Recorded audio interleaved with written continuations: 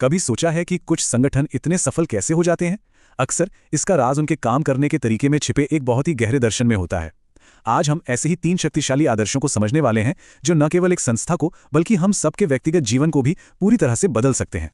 हमारे विचार, हमारे कर्म और हमारा भविष्य।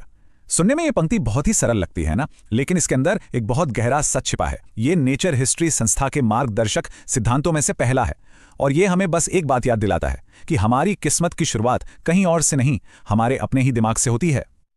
तो विचार से भविष्य तक का ये सफर आखिर तय होता कैसे है?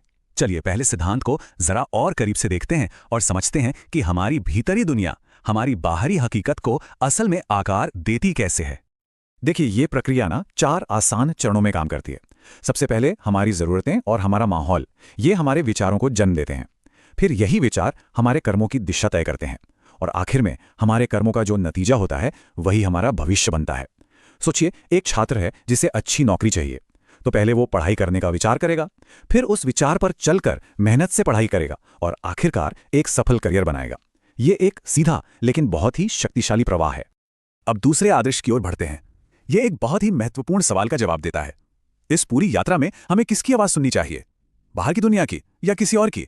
अपीपो भव, यह बौद्ध धर्म का एक बहुत ही गहरा सिद्धांत है जिसका सीधा सा मतलब है अपना दीपक स्वयं बनो।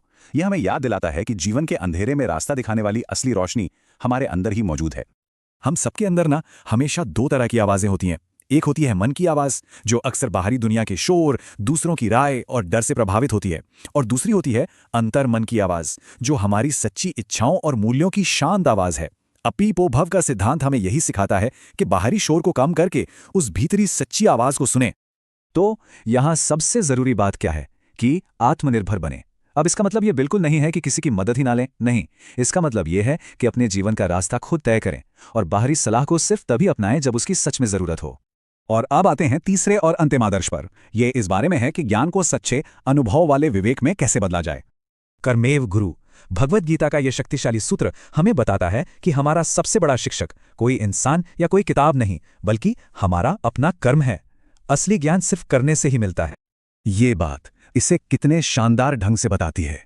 कोई हमें कितना भी अच्छा समझा दे या हम कितनी भी अच्छी किताब क्यों ना पढ़ लें, असली समझ तो तभी आती है जब हम उस ज्ञान को अपने जीवन में उतारते हैं, उस पर अमल करते हैं।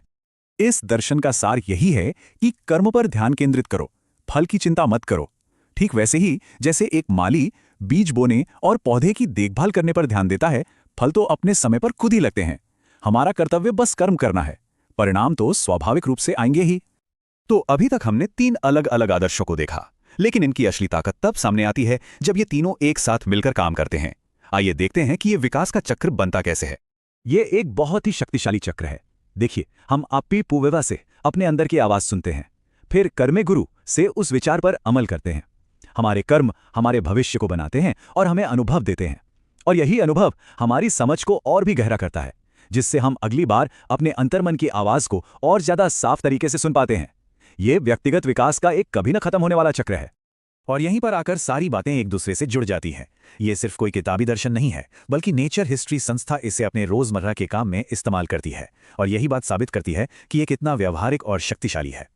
तो इस पूरे दर्शन से हमें 3 मुख्य बातें याद रखनी है। पहली, हमारे विचार ही हमारी नींव की नींव है। दूसरी, हमारा सबसे बड़ा गाइड हमारे बाहर नहीं, हमारे अंदर ही है। और तीसरी, सच्ची सीख केवल किताबों से नहीं, बल्कि कर्म करने से, एक्शन लेने से मिलती है।